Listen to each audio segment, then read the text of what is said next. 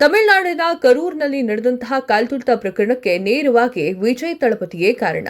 ಯಾಕಾಗಿ ಈ ಮಾತನ್ನ ಹೇಳ್ತಾ ಇದ್ದೀನಿ ಅಂತಂದ್ರೆ ಅದು ಕಾಮನ್ ಸೆನ್ಸ್ ಕಣ್ರಿ.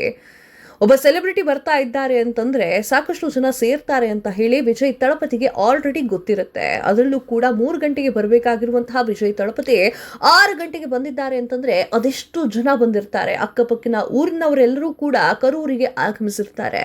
ವಿಜಯ್ ತಳಪತಿ ಆ ಒಂದು ಮಿಸ್ಟೇಕ್ ಇಂದ ಈಗ 40 ಜನರ ಪ್ರಾಣ ಹೋಗಿದೆ. ಪರಿಹಾರವನ್ನ ಕೊಟ್ರೆ ಸಾಕಾಗಿ ಹೋಯ್ತಾ? ಪರಿಹಾರವನ್ನ ಕೊಟ್ರೆ ಹೋಗಿದ್ದಂತಹ ಜೀವ ವಾಪಸ್ ಬರುತ್ತಾ? ಕಾಮನ್ ಸೆನ್ಸ್ ಇಟ್ಕೊಳ್ತಾರೋ ಇಲ್ವೋ? ಆ ಕ್ಷಣಕ್ಕೆ ಅಲ್ಲಿಂದ ಹೊರಟು ಬಿಡ್ತಾರೆ. ಆ ಕ್ಷಣಕ್ಕೆ ಕರೂರಿನಿಂದ ಹೊರಟು ಬಿಡ್ತಾರೆ ವಿಜಯ್ ಅವರು.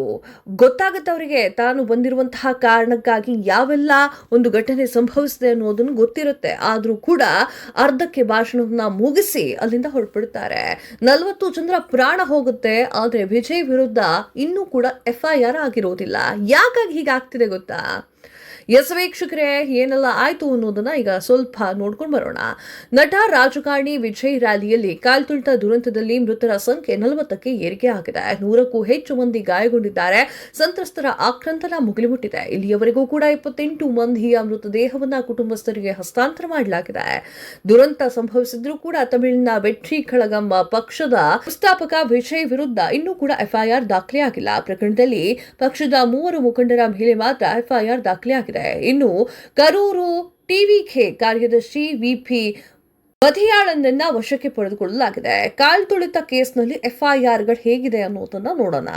A1 ಮಧಿಯಾಳನ್, A2 ಪುಸಿ Anandan, A3 Nirmal Kumar. ಪ್ರಕರಣದಲ್ಲಿ ಈ ಮೂವರ ವಿರುದ್ಧ ಯಾರೆಲ್ಲ ಆಕ್ಟ್ ಅಡಿಯಲ್ಲಿ ಕೇಸ್ ದಾಖಲೆಯಾಗಿದೆ ಅಂತ ನೋಡೋದಾದ್ರೆ BNS 105, BNS 110, BNS 125, BNS 223 ಅಡಿಯಲ್ಲಿ ಕೇಸ್ ದಾಖಲೆಯಾಗಿದೆ. ಶಿಕ್ಷೆಗೇನು ಅಂತ ನೋಡೋದಾದ್ರೆ BNS 105 ಹತ್ಯೆ ಮಾಡು ಉದ್ದೇಶವಿಲ್ಲದೆ ನಡೆದಿರುವಂತಹ ಸಾವು, ಗರಿಷ್ಠ 10 ವರ್ಷ ಶಿಕ್ಷೆ.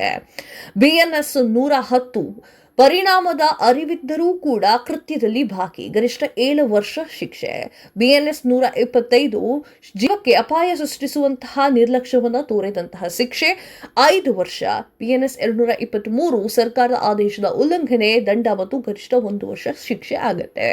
ಇನ್ನು ವಿಜಯ್ ಮೇಲಿನ FIR ಯಾಕೆ ಆಗಿಲ್ಲ ಅಂತ ನೋಡೋದಾದ್ರೆ ಸಾಕಷ್ಟು ಕಾರಣಗಳು ಸಿಗುತ್ತೆ. ಆ 8 ಕಾರಣಗಳು ಹೇಳ್ತೇನೆ. ತಮಿಳುನಾಡಿನಲ್ಲಿ ನಟ ವಿಜಯ್ಗೆ ಅಭಿಮಾನಿಗಳ ಬಳಗ ಜಾಸ್ತಿ ಇದೆ. 2ನೇ ಕಾರಣ, FIR ದಾಖಲೆ ಮಾಡಿದ್ರೆ ಅಭಿಮಾನಿಗಳು ರೊಚ್ಚಿಗೇಳೋ ಸಾಧ್ಯತೆ ಇರುತ್ತೆ. 3ನೇ ಕಾರಣ, ಫ್ಯಾನ್ಸ್ ವಿರೋಧ ರಾಜಕೀಯ ಸರ್ಕಾರಕ್ಕೆ ಮುಳುವಾಗುವ ಸಾಧ್ಯತೆ ಇದೆ. 4ನೇ ಕಾರಣ, DMK ಪಕ್ಷದ ವಿರುದ್ಧ ಪವರ್ ಕಟ್ ಮಾಡಿಸೋರೋ ಆರೋಪ ಕೂಡ ಕೇಳಿಬರ್ತಾ ಇದೆ. ಕಾರಣ 5, ತನಿಖೆ ಮುಗಿಯೋವರೆಗೂ ವಿಜಯ್ ವಿರುದ್ಧ ಕೇಸ್ ದಾಖಲಿಸುವುದು ಸರಿಯಿಲ್ಲ. ಹಾಗೆ ಮಾಡಿದ್ರೆ ಒಬ್ಬ ವ್ಯಕ್ತಿಯನ್ನ ಟಾರ್ಗೆಟ್ ಮಾಡಿದಂತೆ ಆಗುತ್ತೆ. ಕಾರಣ 7, ವಿಜಯ್ ಟಾರ್ಗೆಟ್ ಮಾಡಿದ್ರೆ ತಮಿಳುನಾಡಿನಾದ್ಯಂತ ಫ್ಯಾನ್ಸ್ಗಳು ಸಿಟ್ಟಾಗ್ತಾರೆ. ಕಾರಣ 8, TVK ಮುಖಂಡರ ಮೇಲೆ FIR ದಾಖಲು ಮಾಡಿ ಎಚ್ಚರಿಕೆ ಹೆಜ್ಜೆಯನ್ನ ಇಟ್ಟಿರುವಂಥದ್ದು. ಏನೇ ಆದ್ರೂ ಕೂಡ ಫ್ಯಾನ್ಸ್ಗಳಿಗೂ ಕೂಡ ಸ್ವಲ್ಪ ತಲೆ ಅನ್ನೋದು ಬೇಕು. ಯಾರೊಬ್ರು ಬಂದಿದ್ದಾರೆ ಅನ್ನೋ ಕಾರಣಕ್ಕೆ ತಮ್ಮ ಒಂದು ಜೀವವನ್ನು ಲೆಕ್ಕಿಸದೆ ಹೋಗೋದು ತಪ್ಪಾಗುತ್ತೆ. ಅದನ್ನ ಮನೆಯವರ ಬಗ್ಗೆಯೂ ಕೂಡ ಸ್ವಲ್ಪ ಕಾಳಜಿಯನ್ನ ಇಟ್ಕೊಂಡು ನಿಮ್ಮ ಫ್ಯಾನ್ಸ್ಗಳನ್ನ ಮುತ್ತಿಗೆ ಹಾಕೊಳ್ಳಿ.